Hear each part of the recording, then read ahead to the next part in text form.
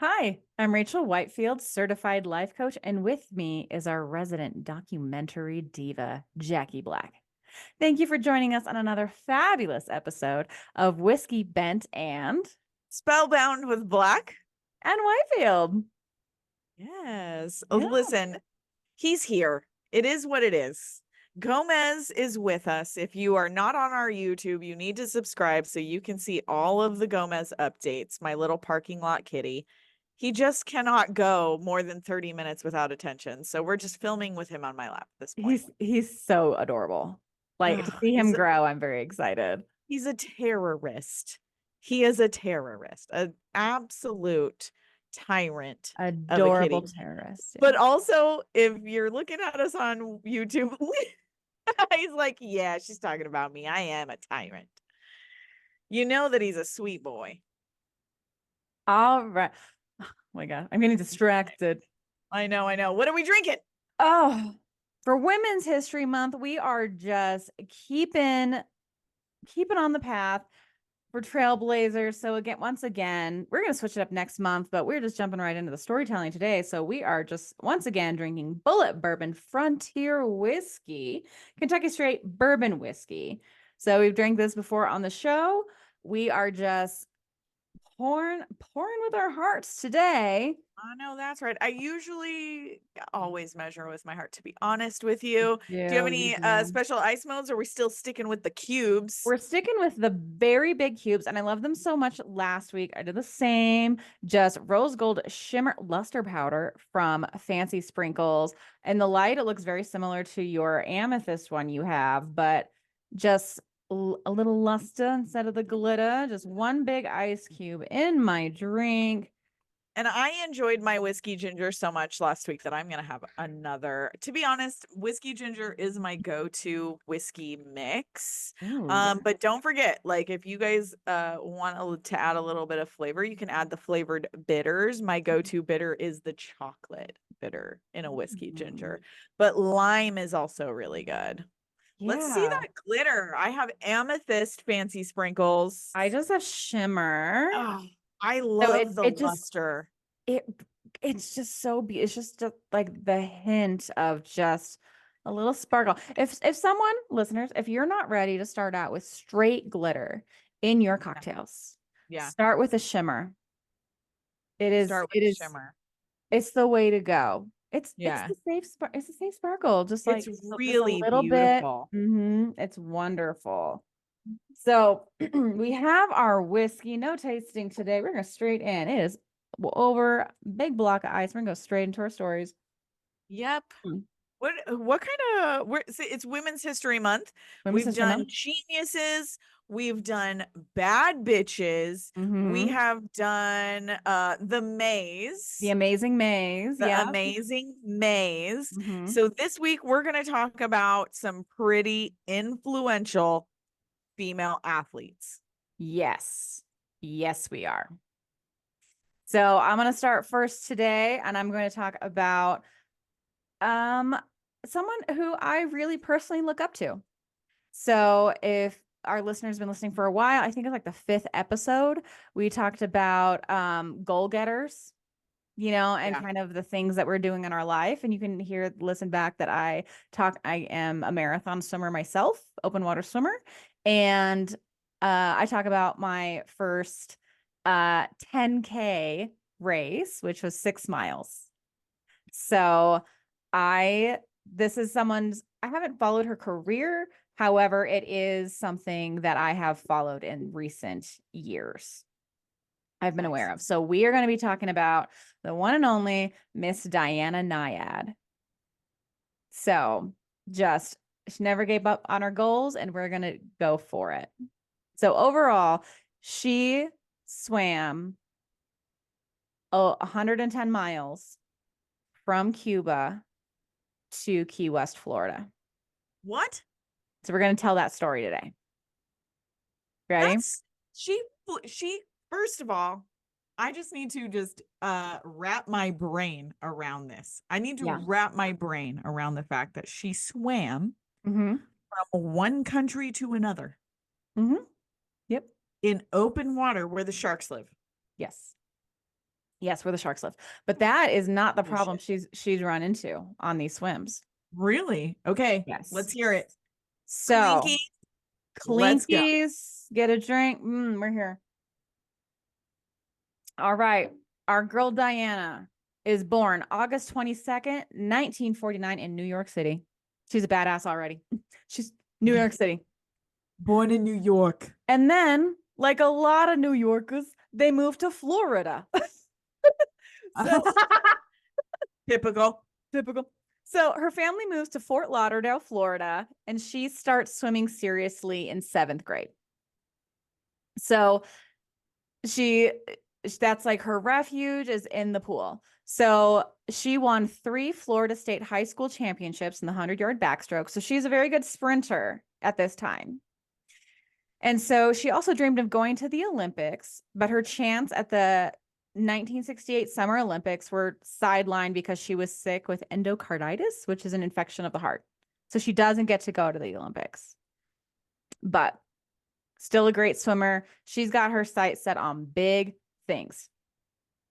So when she recovers in college, she resumes swimming again. And this time she concentrates on distance events. So then she begins open water training. And in her first race, she set a women's course record of 10 miles when she swam across Lake Ontario in 1970. And she did it in 4 hours and 22 minutes. So then it's 1974, 4 years later, she sets the women's record when she swims the Gulf of Naples, a 22-mile swim, and she does it in 8 hours and 11 minutes. So then she's in her mid-20s. She's in her prime.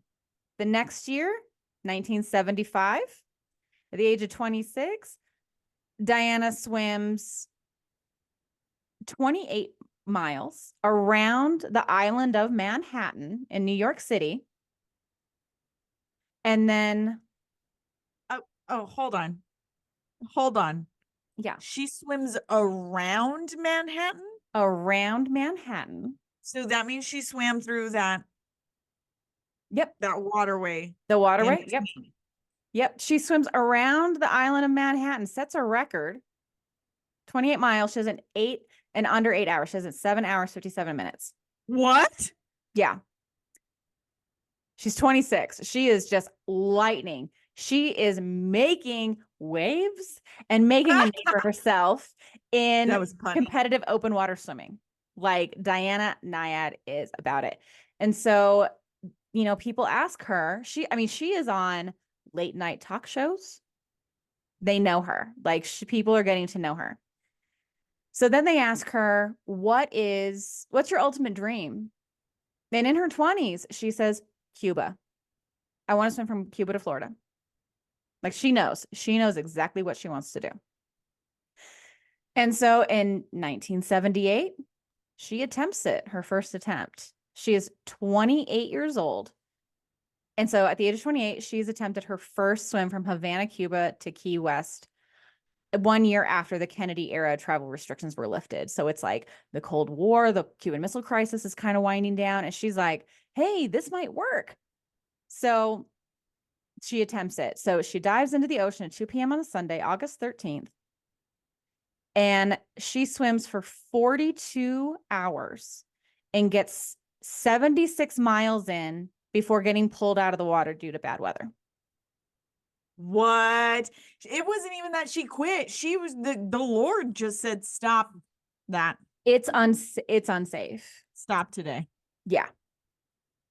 So she is just gutted. This is something she's wanted to do. She was just like, this is it. Like, yeah, I can swim, but like it has never been completed before. There are channel swims. There are English channels. There is everything you can do. However, she is just like, this is it. It's never been done. And this is my life's goal. And she can't, and she has completed everything she put her mind to. She cannot do this. It's a very, very dangerous waterway. The Gulf Stream goes through there. And so she has to swim faster than what the Gulf Stream is doing, or else she is technically swimming backwards at that point.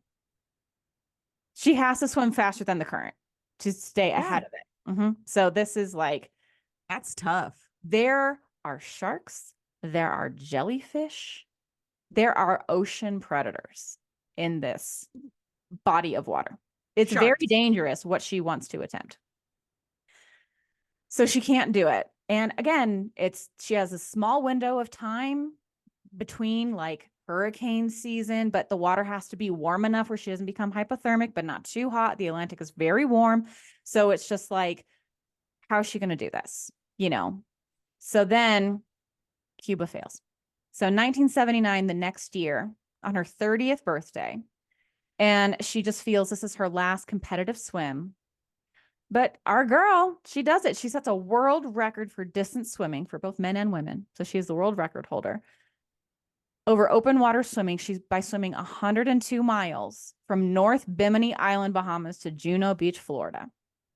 And she completed that swim in 27 and a half hours. Yeah.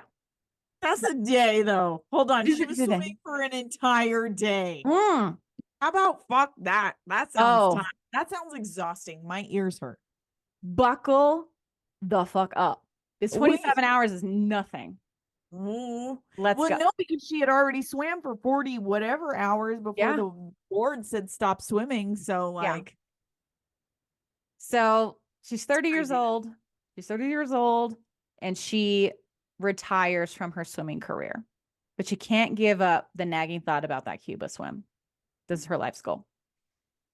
So then she gets her career into sports commentating and reporting, and she's worked for ABC's Wide World of Sports. This is when she goes to the Olympics to cover them, to interview people. Like, she is well known in the sports world because she's one of them.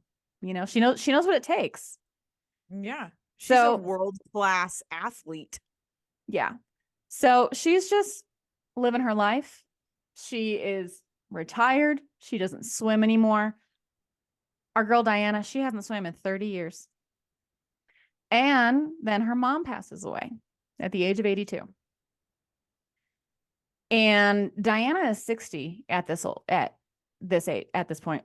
And she's just like, if I live to be the age of my mom, I've got 20 more years. Yeah. Time is ticking.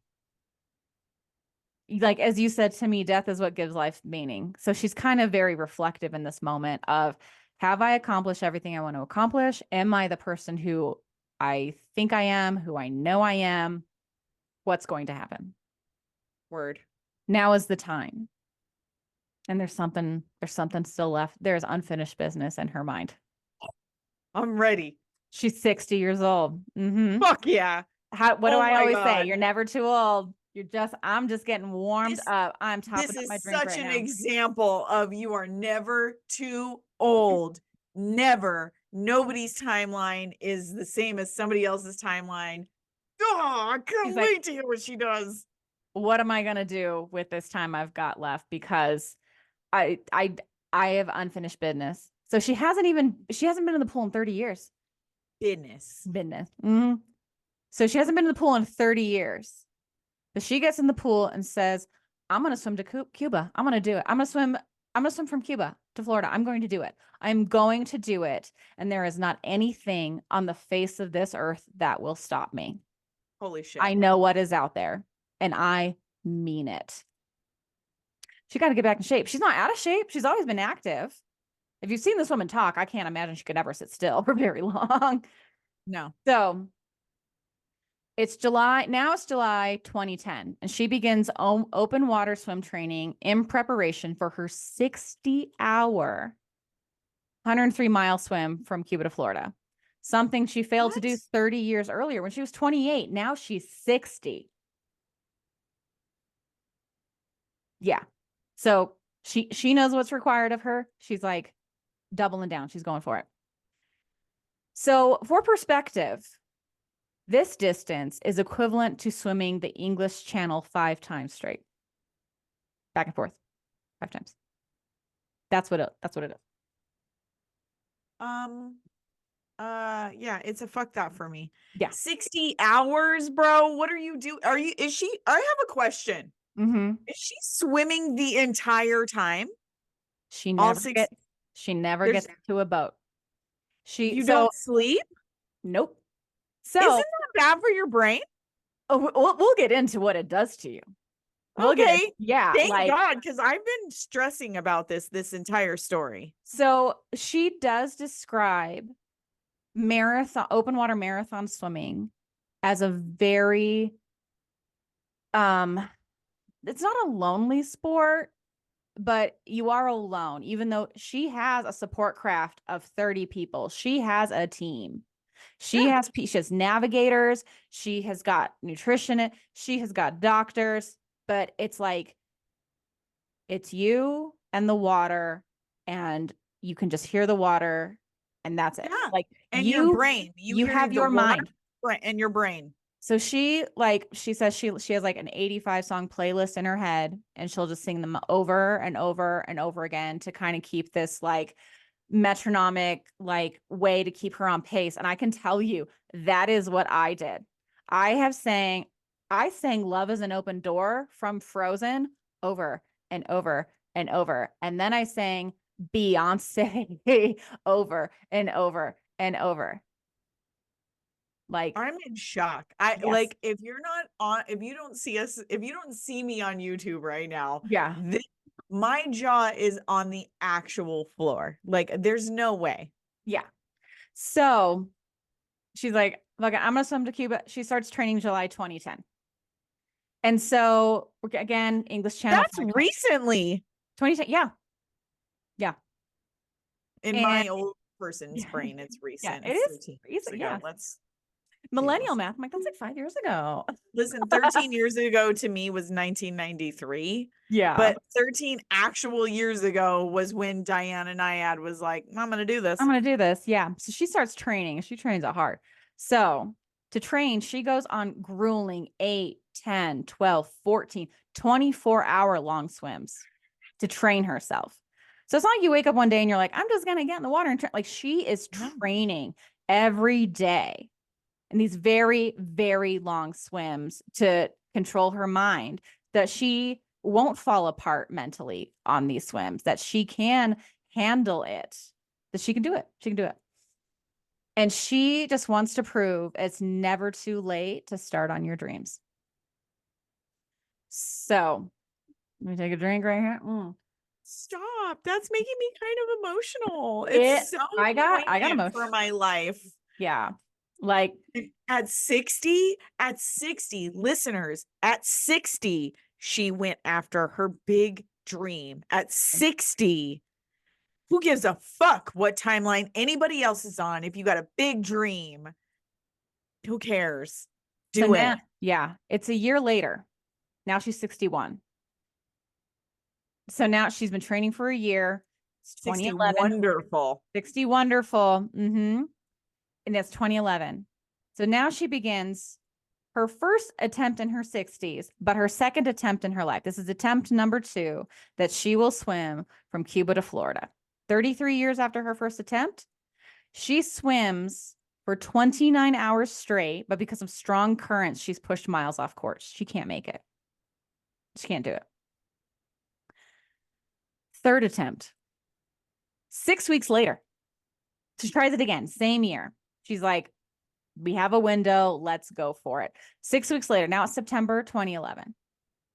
18 hours in, she gets stung by a cloud of box jellyfish and a Portuguese man of war. Holy fuck. Those things hurt. They can kill you. There are more box jellyfish deaths due to sting more than shark bites every year. Holy shit. And what those harpoon poisons does, it kind of stops like it kind of stops you from breathing, kind of paralyzes you. Yeah. And yes. So it's like, it is very serious. It is very, very serious. And she has swum through a cloud of them, or whatever the herd is called in the ocean. Whatever the herd, a murder is what it should be called. A murder of jellyfish she swims through. And you could see it like pictures like on her arm, like just these lines of like their tentacles where they got her. And so it's like they can sting her fate, like, you know, too. And so, but again, our girl is she is determined. She has a team, she has a doctor.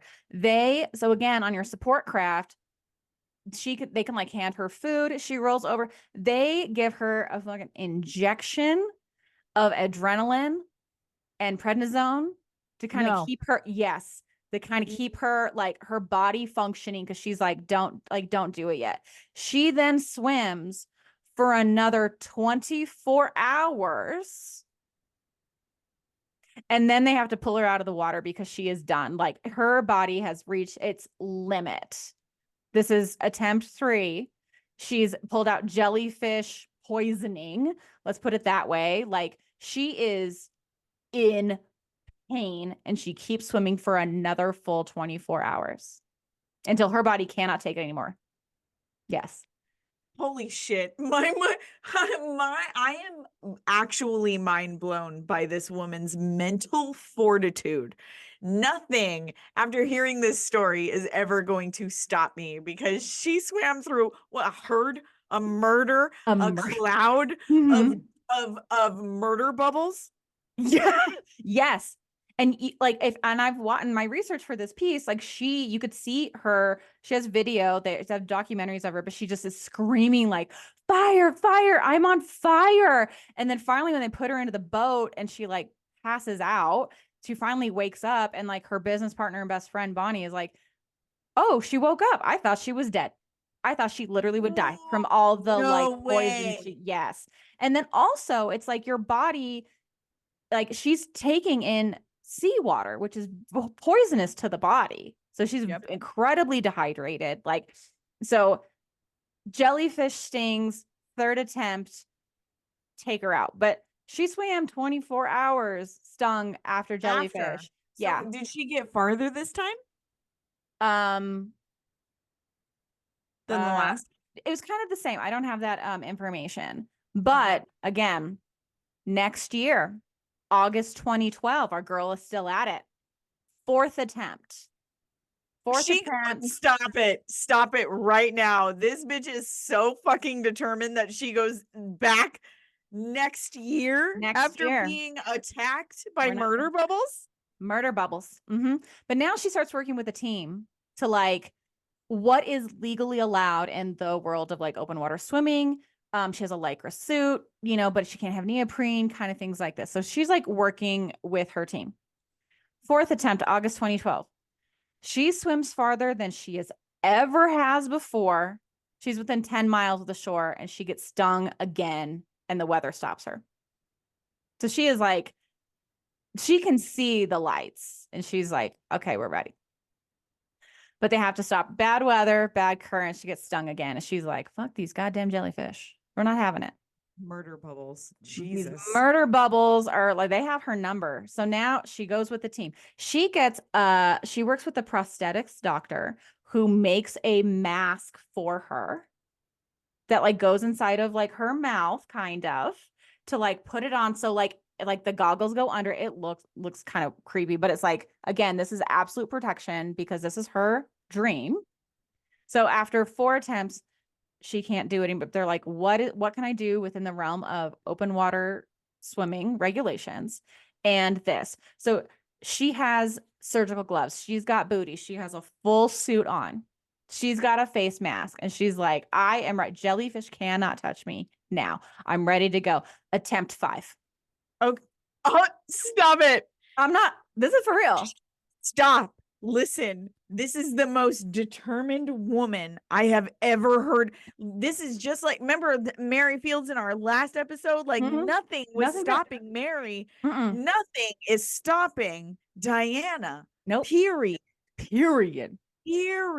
And as a Leo, Leos, let me tell you about Leos. They see obstacles as little tiny hills. Yeah. Because she's like, I know I can do it. Yeah. They see them like dares. People are telling her, people are telling her, it is physically impossible to do this because you have to stay. She cannot touch the boat. She cannot have any support. Like her support team is like handing her food. and stuff. So it's just like, but it's like she is in the water until she says she can't be in the water anymore.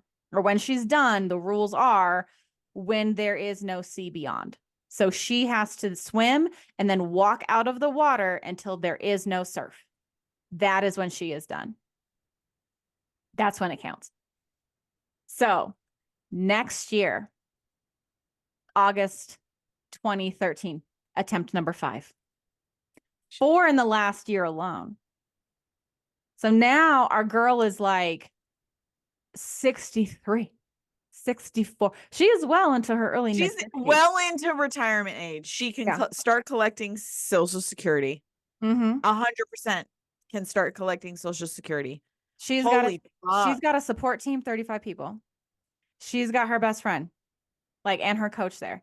She has a jellyfish suit of armor. Our girl makes it. 5th time, early 60s. Our girl makes it. Fuck them goddamn jellyfish. We ain't having it. She swims from August 31st to September 2nd. And when she finally reaches Key West, Florida, 53 hours later. 53 hours later. So in the swim, there, and her team knows this is going to happen. She knows this is going to happen. But again, you don't really understand it's happening when it's happening to you. She has ingested massive amounts of seawater. Like in the pool, it's flat. Like she's not purposely ingesting seawater. It just happens.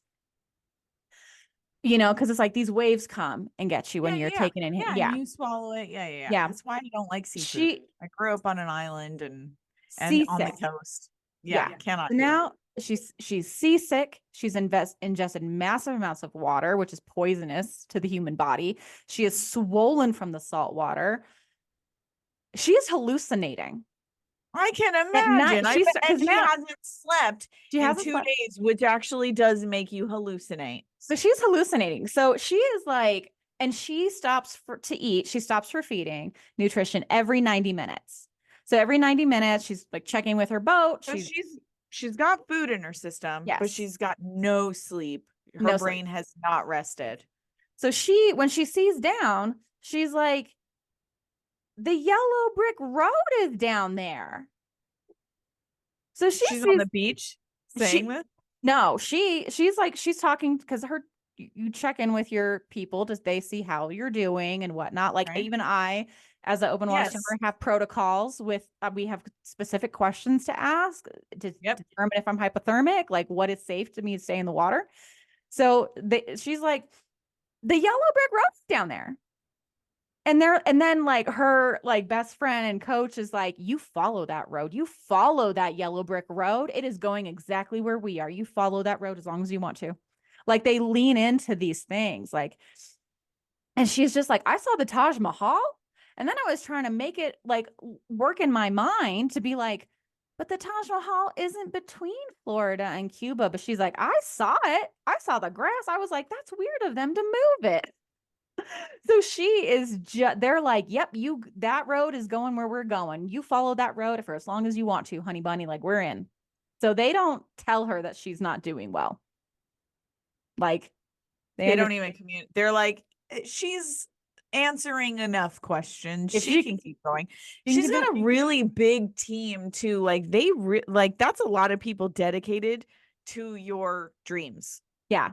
For years, you know? So yeah. So then she comes up on the beach and they have this group of people like, no, they're like, she's going to make it. Cause right now, like media is kind of like Diana Nyad is trying again.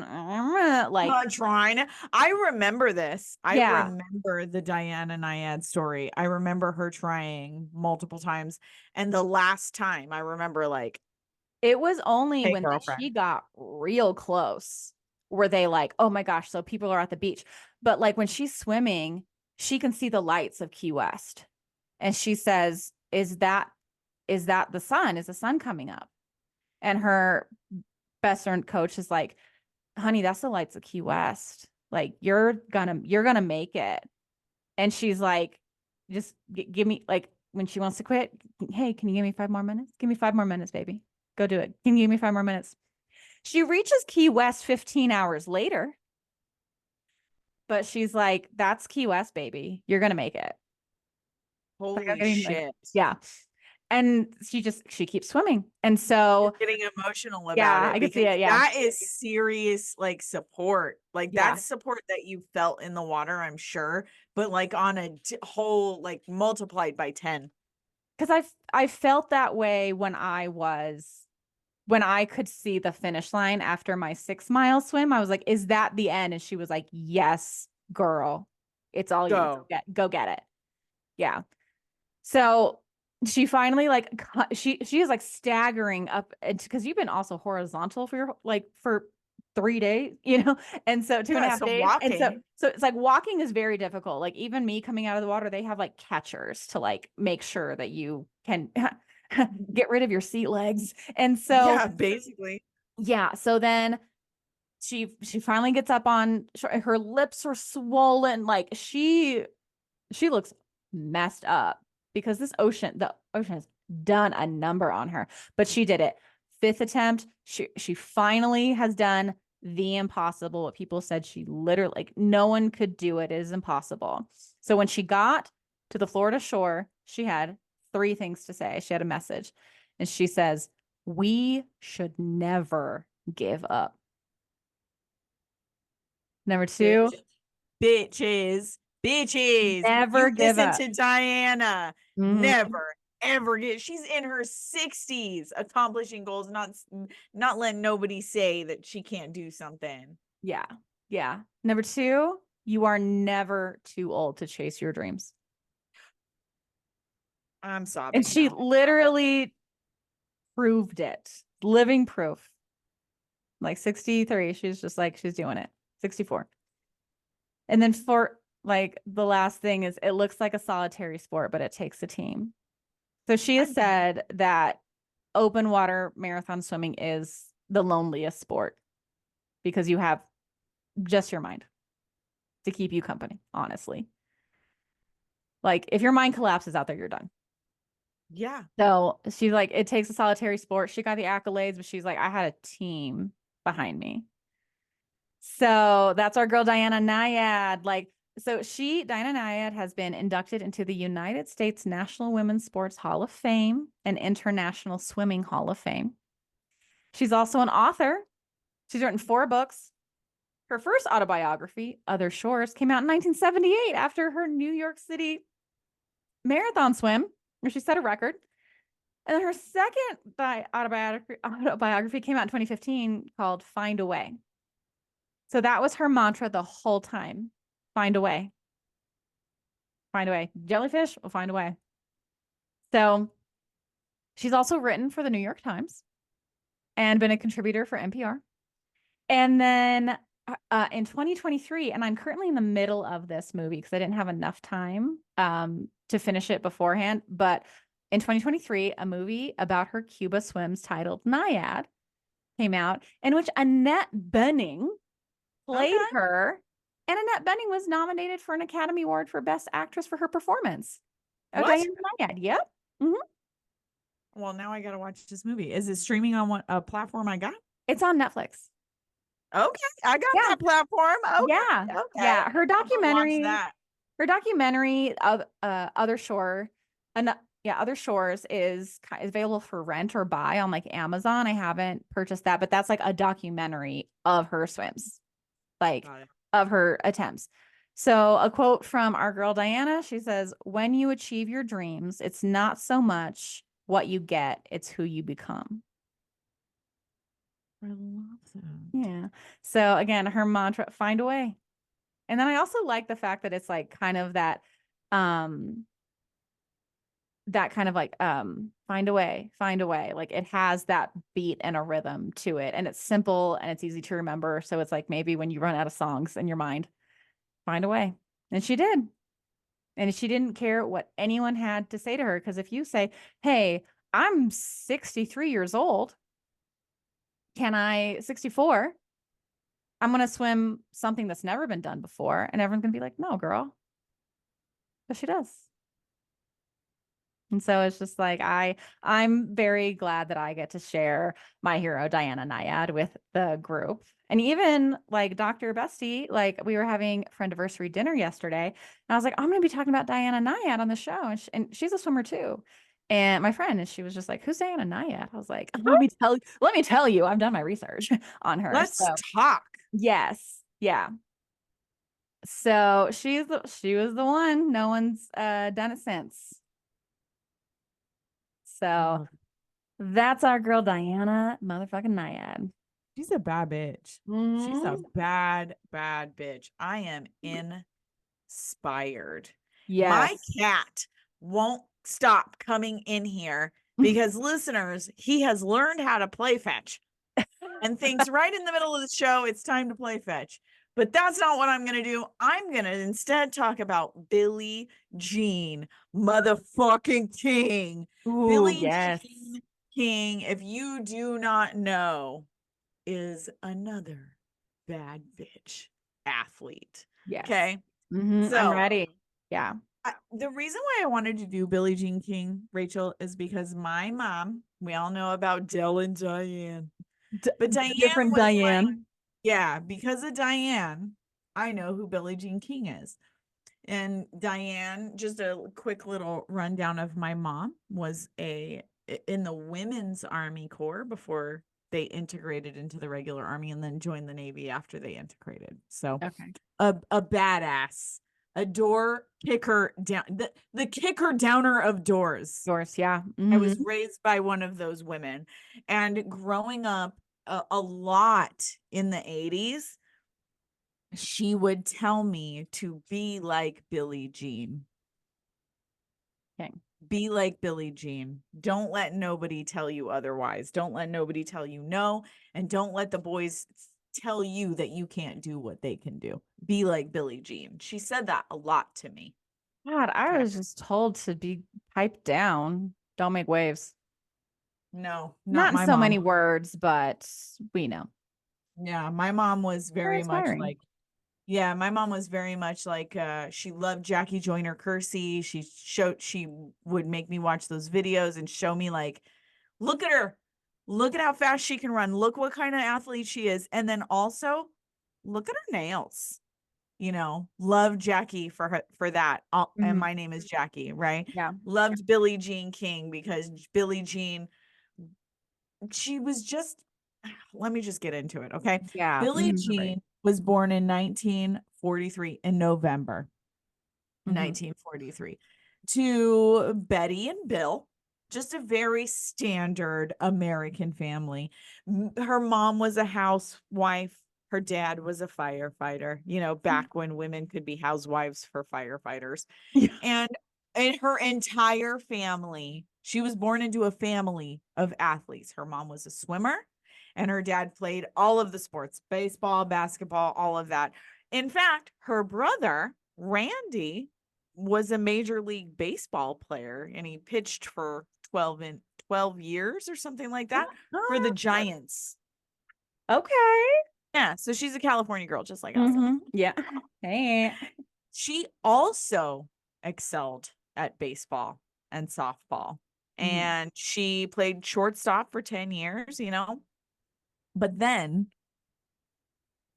her parents they were both like, you need to find something that's more feminine, right? And this, like, her playing baseball and softball, if we're talking about this in like relative terms, this is right around the time of A League of Her Own, right? There was a professional women's league when she was a kid. What year was she born? 43? 43. Yeah. Well, when she was very young, because that was around Yeah, the but war. still she would have at least heard of women playing baseball. Yeah, we've never seen professional women baseball players. Not in our life. Not now. We're There were some, we're and then when we're Olympic, relegated to collegiate softball at best. which softball's harder, but that's a different fucking story. Anyways, so her parents really wanted her to be more ladylike, so she took up tennis at the age of 11. Okay. Okay. And she was like, all right, well, if I'm going to play tennis, I got to get my own racket. And she saved up her own money doing chores around the house. And she spent $8 on her very first racket. And if we're talking in today's terms, that's like $8.50, $9. Like that's an Mhm. expensive.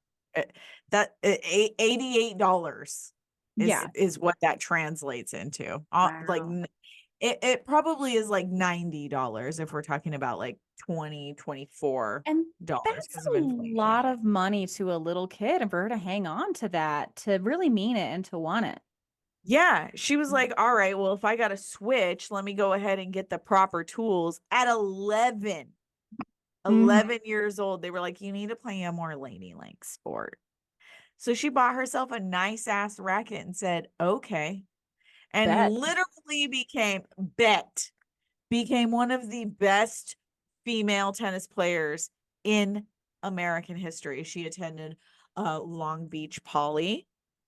Mm. And then she followed up by going to Cal State LA. Love So a California girl, yes. yeah, being California girls, we fucking love that. But she never graduated because in 64, she dropped out to focus on tennis because she was such a bad bitch. Prodigy, yep.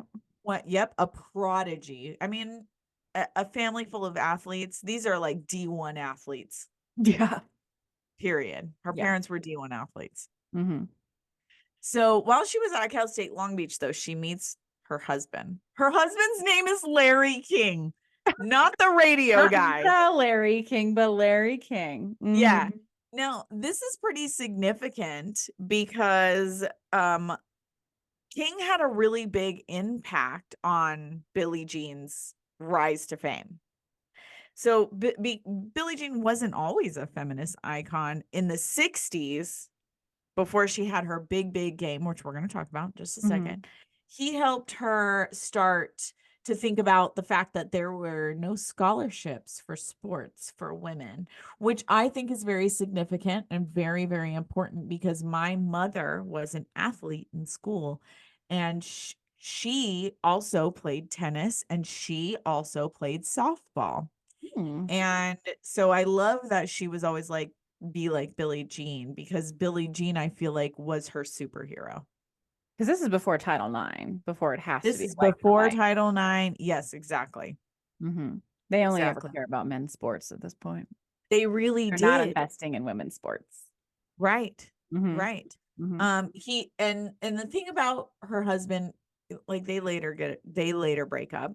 Mm-hmm. Because as at that time period as what usually happened with women, um who identified with Billie Jean is later she comes out as gay. And like, obviously that wasn't going to work out. She's part of the ubiquitous. I'm part of the ubiquitous, so I can call them that. LBGTQ, all of the letters. IA plus, yeah. IQ plus, whatever. Alphabet Mafia, yeah. Yeah, the alphabet mafia, it turns out. But he never tried to tear down Billie Jean's aspirations of becoming a tennis superstar. He always supported it, and he was always like really, really like Edifying here's her, yeah. yeah, just he managed her career for a little bit, and he really was a proponent of equality in women's sports. I really So like that. Like he doesn't tell her to be less. He wants her to be more. no, he doesn't tell her to be less. Not only does he tell her to be more, but he's like, be more and I'm going to manage you. I love it. I'm going to make sure that you continue to be more. Mm-hmm. So she becomes a powerhouse. If I listed for you her record of winning, we would be here for hours. Hours. Yeah. To put it in concise terms, this woman won 80% of the time. Yeah. That's not nothing. Right. Right. Right. Exactly. Wow. And That's this is fantastic. tennis before it was an official like official sport, Mm-hmm. right? Yeah. She was so good at it and she was so influential that she turned her focus on turning women's tennis into a major Women's tennis. professional sport. Exactly. Mhm. She, if we're going to put this in really, like, if we're going to put this in really relatable terms, this woman is why Venus and Serena are able to exist professionally Yeah. and just bring up girls who want to be fucking badasses in tennis. It's because of Billie Jean King. Mhm. Yeah. This is in the time of the opens, the worldwide opens. She becomes incensed that she continues to have this winning streak, this 80% winning streak. Yet she's winning 15% to 20% less than the men. So she's outraged at the disparity between men's and women's prizes as far as major prize money. Yeah. Yeah, prize money. Mhm. So like we'll just say the men are winning $100,000 and she's winning 80, For the 75 same title. for the exact same title. So she spearheaded a campaign, a drive to ensure that they not only changed she spearheaded equal treatment for Mhm. female players in tennis, but she also established the Virginia Slims Tour of she founded the Women's Tennis Association and the Women's Sports Foundation and co-founded Team Tennis. Okay. I know. So, as a female athlete, King continues to achieve just a number of firsts. Mhm. And in the light of her fighting to ensure that women got paid equally, holy shit, why do we have to keep fucking fighting to get paid equally when it is clear that we have the same capabilities as men? Anyways, Mhm. she becomes the very first female athlete in any fucking sport to earn $100,000 in a single season in any sport. The very, very first in 1970. Okay. Yes, girl. In 1974, she became the very first woman to coach a co-ed team in professional sports, the Philadelphia Freedoms. And in 84, King becomes the first female commissioner in any professional sports history. Kicking down fucking doors. Kicking down doors. But now let's talk about what she did. And I'm getting a little emotional just thinking about it because my mom has told me this story multiple times. So I called her Mhm. for my research so that I could so I could really hear it. Tell me Someone about, experienced it. yeah. And she was, okay. Billie Jean King played Bobby Riggs in the Battle of the Sexes. And Bobby Riggs at that time was the best male professional tennis player. The thing about Bobby Riggs is that he was a fucking flamboyant asshole. He was Chauvinist. a chauvinist asshole. I have a little theory that that was a show. I think they were actually friends. And that was sort of part of the draw to what is now known as the Battle of the Sexes. You can watch this movie. I think it's still on Netflix. It's called Battle of the Sexes. It tells the story of Billie Jean and Bobby and their relationship, and it is such a fun thing to watch. But Billie Jean will give you such a fucking lady hard on that I highly suggest just watch the movie. If you've never heard of her, just watch the movie. It's called Battle of the Sexes. Now, Emma Stone, Steve Carell. yes, Mm-hmm. two of my favorite actors, amazing actors, and Steve Carell just embodies the douchiness of Bobby Riggs. Just a complete fucking douche.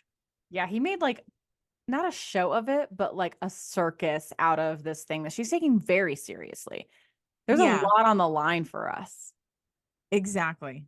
Exactly. And so like I said, for this story, I interviewed my mom. because she got to what I'm now learning. She didn't watch it like everybody did. She listened to it on the radio while serving in the Women's Army Corps. And she was in a minority. So what she told me is at the time of the Battle of the Sexes tournament, she was stationed in Stuttgart, Germany. And she was one of only 50 women stationed on the base in her, like, I don't know, unit, company, 50 women, 200 men, 50 women. So from her perspective, I asked her, Mom, what was it like leading up to the Battle of the Sexes? What she said was, it really seemed like the media was trying to make a circus out of it. And it seemed like the media was really playing up on Bobby Riggs. And Billie Jean always stayed very calm. And Bobby Riggs was always talking crazy shit. Okay. So it's what, like 1973. Okay. Germany. Vietnam is ending. Women's tennis is not like a big thing.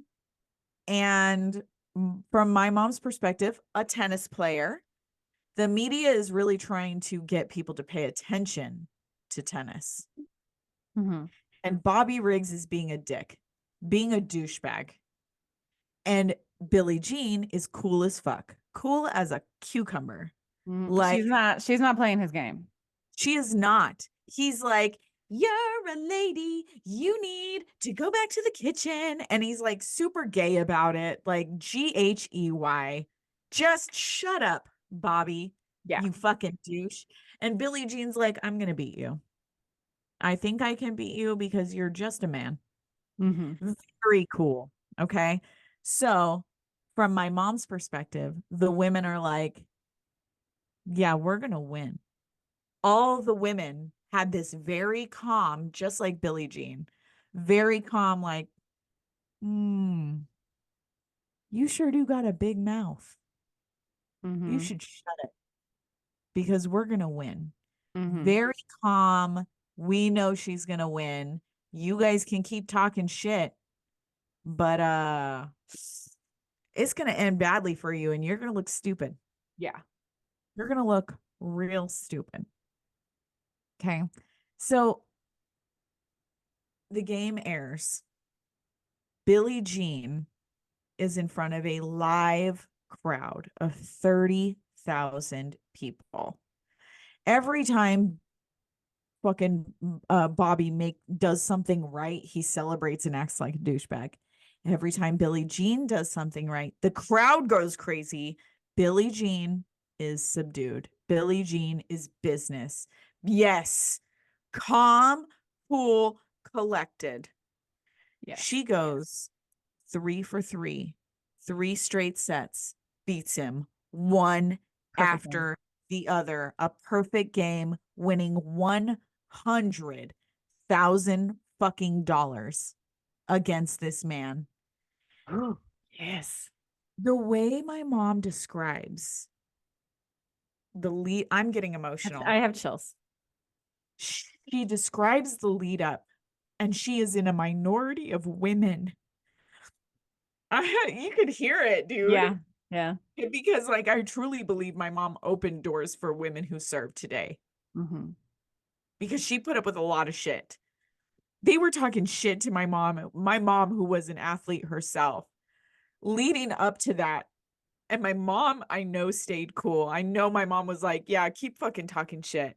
Because the way she describes it, she's like, we couldn't speak out. We couldn't say to these men, you fucking sound stupid. You look stupid. And we're about to prove to you how stupid you are. And then she won. And then the women were just like, you guys are all fucking bitches. You guys are all fucking bitches. fuck you, you're not cool You're not cool. at all, fuck you Mm-hmm. too, and all y'all, and you guys lost, so now you guys get to buy us dinner. The Mm-hmm. shit talking switched. The men were talking all of the shit. And then Billie Jean King went 3 for 3 and won that tournament. And the women did not shut up for a year, is what she said. Yeah. An entire year. Who the I fuck are bet you those men talking were to? real fucking quiet after that. They don't They have were anything to real say, quiet. do they? Mm-mm. Yep. And so my mom, when she talks about Billie Jean, she talks about her like she is a superhero. Like I said it before, I always say it, like my mom entered doors that were closed to most women. And then for Billie Jean to come along and slam, like just shove it open and Mm-hmm. then prove that not only can women go up against men, which is so timely now since we're in this conversation of what sex means, Mm-hmm. that not only did Billie Jean walk into that arena ready to face a man in front of 30,000 live viewers plus millions On watching around TV. the world, and Yeah. then handed him his ass on a fucking platter right after women were burning their fucking bras. You want to tell us we are not good enough? You want to tell us we're not equal? You want to tell us we're not as powerful? You want to tell us we're not as good at athletes as you are, Mm-hmm. motherfuckers? I beg to fucking differ. I beg to differ. And my mom said it just lit a fire under her as a woman. And she was just like, I knew at that moment that I could be as powerful as I knew I was, and I could own it confidently, even if I had to own it quietly, which is in that day, they Mm-hmm. had to own it quietly. Mm-hmm. You had to be humble about owning it. Nowadays, they call us bitches, but thanks. You say Bitches it like get it's shit done. yeah.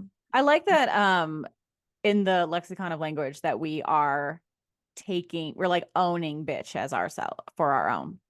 It reminds me of the way Black people are owning the N-word, and I'm just gonna say it because it's very, very like similar. Like they took it and they're Mm-hmm. like, "That's our word. Howard. You can't say it unless we give you express permission." And I feel like that's where the word bitch is going Mm-hmm. for women to each other. Like, no, man, you can't call us that, but we can call each other that, fucker. Yes. You Yes. better shut the fuck up calling us that, because I'm gonna think it's a fucking compliment and I'm gonna know you're intimidated. Yeah. And when we call each other bitches, it's like, oh, that's a powerful, badass lady. It's like, yes, not like used in Yeah. this catty, different way. It's like a man calls me a bitch. I was like, oh, Hmm. oh, is that all you got? I'm a bitch. You call me a A bitch like bitch? that's a bad thing. Like, Yeah. thank you. Yeah. Thank you. No, you just can't. So It's when fine. it comes to like her accomplishments, okay, obviously she was number one Mm-hmm. for many, many years. Number one. She won 39 Grand Slam titles, 12 in singles, 16 in women's doubles, and 11 in mixed doubles, so men and women's, which I Mm. love that about the sport of tennis, is that they do mixed doubles. I love that. Mm-hmm. Yeah. She was also a member of the United States team in 7 Federation Cups. So the winning United States team in Mm-hmm. 7 Federation Cups and 9 Whiteman Cups. For 3 Mm-hmm. years, she was captain of the U.S. captain of the Federation Cup. Mm-hmm. So she just kicked in and tore down. She kicked in doors and tore down ceilings, made sure that Venus and Serena could accomplish what they could today. Mm-hmm. Yeah. She opened that door and made sure that they were paid equally. They're paid more, quite frankly. I bet they're the highest paid. I bet no man makes as much as Venus and Serena as far as tennis goes. I don't know that they could. When you are done with your story, I have thoughts. Yeah. So actually that is the end of it. So Mhm. the one thing that I found super surprising that I learned about Billie Jean is that she is an inventor as well as an athlete. Everyone's been an inventor. Why have we got to invent something? Well, we've got things coming. We've got things coming, listeners. We've got Just some need a invention. patent. I already have the idea. Just need it. We got it. We got it. But in 76, King invented the smokeless ashtray. So like getting rid of the it's called the Clean Air King. Anyways, it traps the The smoke. Clean Air King. Yeah. So good. Yeah, it's so good. And in Mhm. 84, she became the major owner. A major owner. Well, the major owner. She like owned it. She's Mhm. the majority owner of the world team tennis. So this is that's a big one. It's a Mhm. big sponsor. It's a big tennis tournament. So she became a major owner. And that was she's just like there's no end to her accomplishment. There's no end to how she has influenced my life secondhand through my mom. Mhm. And so learning more about her and then listening to my mom talk about her time in the women's Army Corps. She's 1% of an entire company of men. There was like 3 women in the whole company, but the 50 total stationed where she was on her army base. Mhm. 50. And it's just her and another girl and 2 other men, or 200 other men watching this. And for Mhm. them to win, it was just like my mom.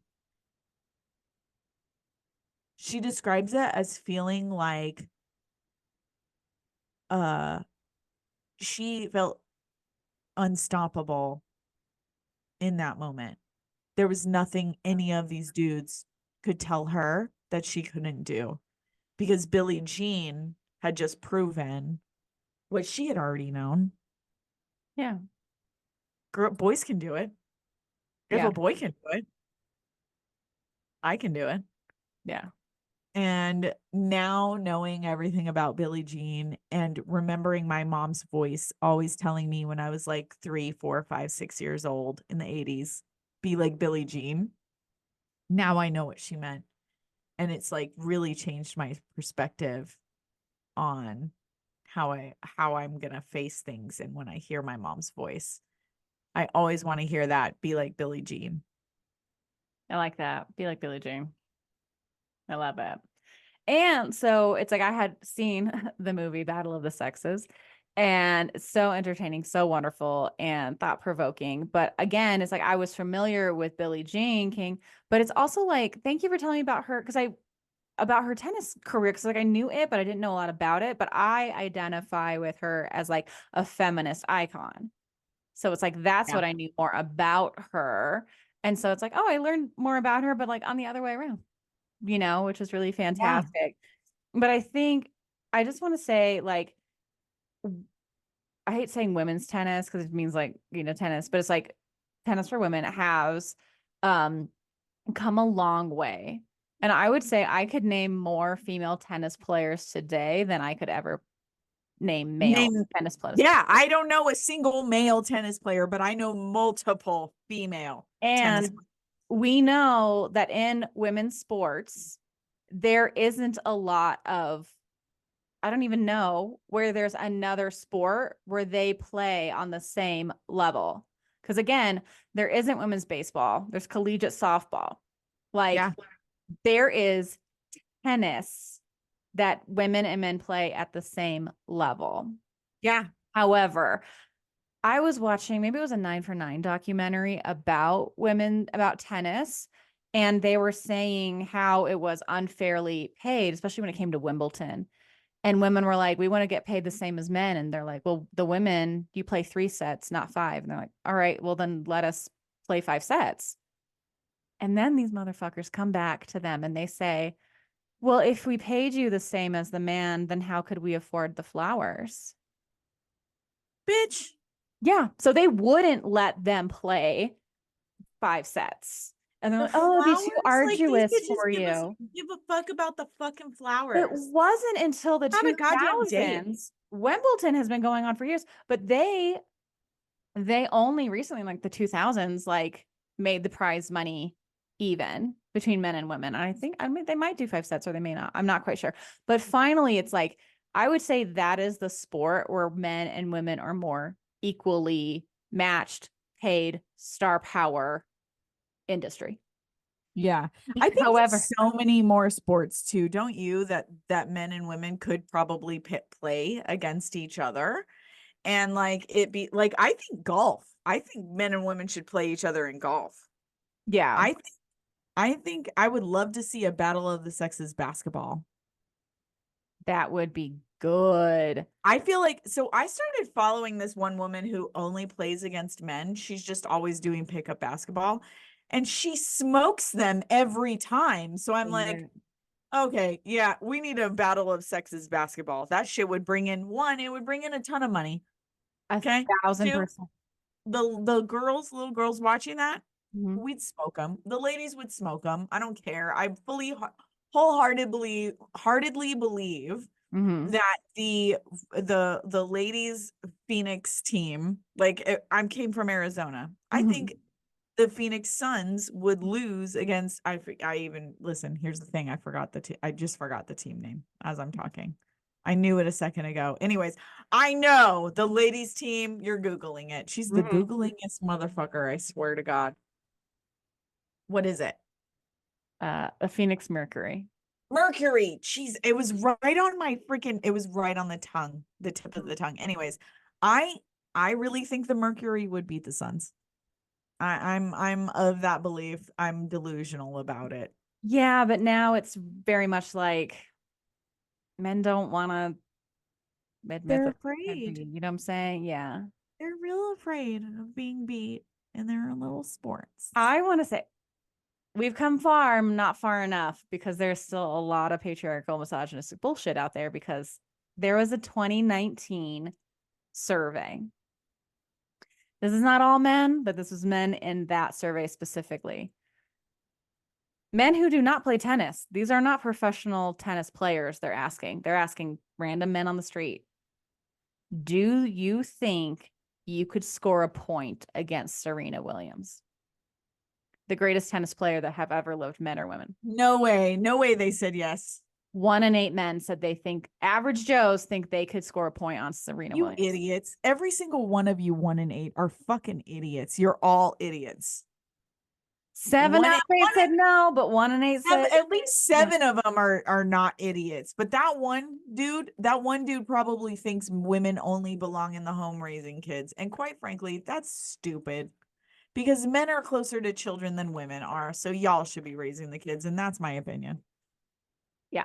So, but I really think like women in tennis, it's just like they have greater star power than men. And I really appreciate that that is a sport where it is very 1-to-1. It's probably the sport where it's most evenly matched and paid. And thank you, Billie Jean, for getting us there. Hell yes. Thank you, Billie Jean. Mhm. Thank you, Billie Jean, for inspiring my mom and in turn inspiring me. Badasses, we're here for it. Oh, I've got chills. Are you ready for some spellbound? We shared this. Not really. After talking about Uh, the mhm. determination of Diana and Billie Jean, I am really like of the mindset that I just feel like nothing can stop me right now. You know what I'm Yeah. saying? Like that's so inspiring. That is such a I knew a Navy SEAL and he told me once that your mind will give up before your body does, Mm-hmm. right?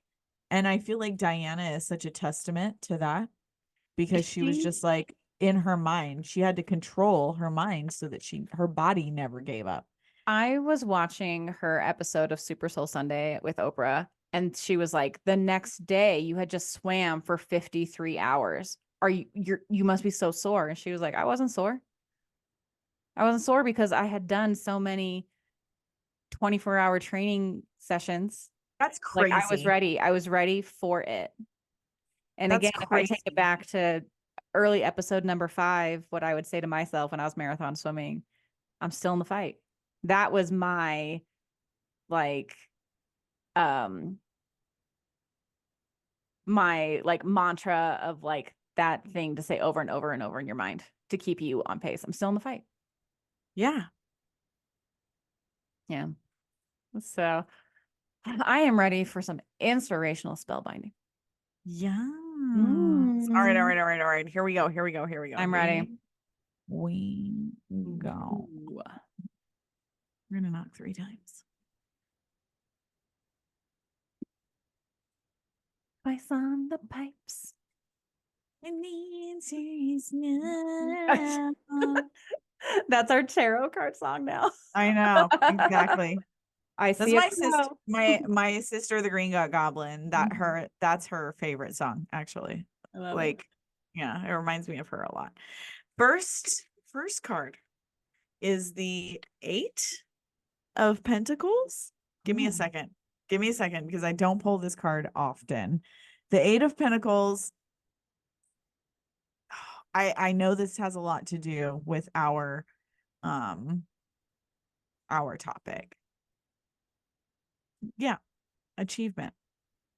What? This card stresses the importance of hard work and diligence in accomplishing your goals. It indicates, I know, it indicates it's time to fucking buckle down, bitch. It's time to buckle down and get serious.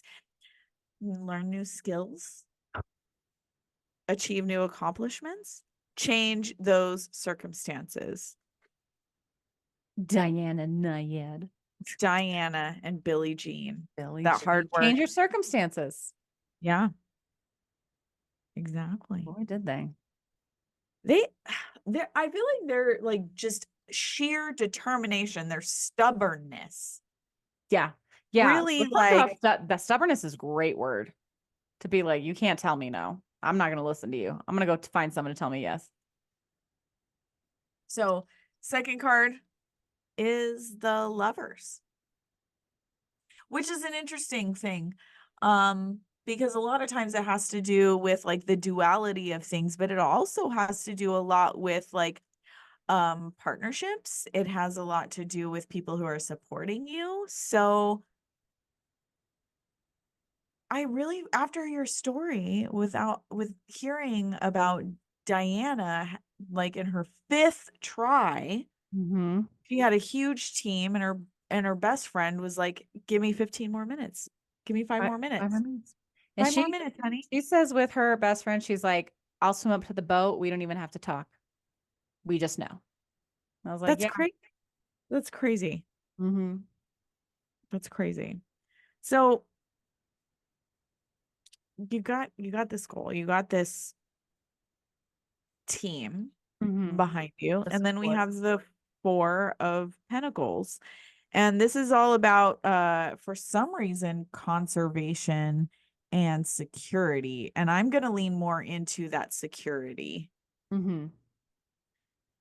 Because without the support,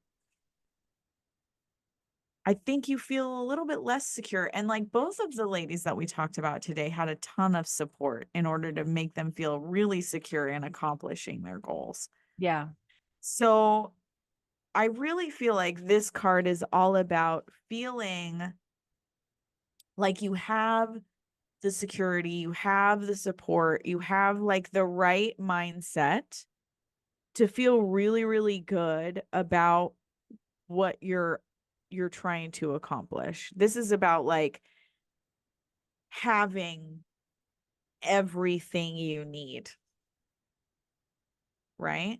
So if we're talking about how difficult it is to really focus on your goals and like really get to somewhere, but you really got to have a good support system in order to make yourself feel like, I got this. I'm secure in my decision. I am feeling a little bit of a deja vu because I feel like we have talked about this support system before in accomplishing our goals in our big changes episode. Like one of our very first episodes, we talk about how scary goals can be. Yeah. But we need each other as women. We need that support system in order to feel that security so that we can really, really, really go after those big accomplishments. Yeah. Like I say, Oh, I love this. I love this card pull. we get up the Every mountain time. together or we don't get up at all. That's what I say. And I know that's right. You if say you it, want to go far, we go live it. together. Go Mhm. together. As women, we are a tribe. We go together or we're not going to get there. Mhm. Our sisterhood. Period. Yeah. We're girls on this Girls. show. And Mhm. our listeners are girls. So make sure you're subscribing to our Patreon. Because Yes. that's where the girls shit goes down, ladies. We're going to talk about Absolutely. all of the hot goss. We're going to talk about all of the chisme of what's going on in our lives. Mhm. Specifically, let's just listen. I've been doing a lot of traveling, so we're going to talk about that on the Patreon. I know y'all have been following us. I know you follow us. I know you follow me on my social media. I know you see my pictures. If you want to know what's going on, you got to subscribe to the Patreon. You want the details. That's where it's at. Rachel, I mean, I get a little saucy on the show too. So the whiskey's been flowing. So You get saucy. Rachel, And we've no been holds talking barred, about Rachel. what is that show? Love is Love Blind. is blind. It is getting saucy. We're talking straight shit, quite frankly, about We Love is really are. Blind. I Come pull on, come and join us. Mm-hmm. Join us. Come join us. We'll link it in the show notes below. Jaki, what Rachel. a fantastic Women's History Month.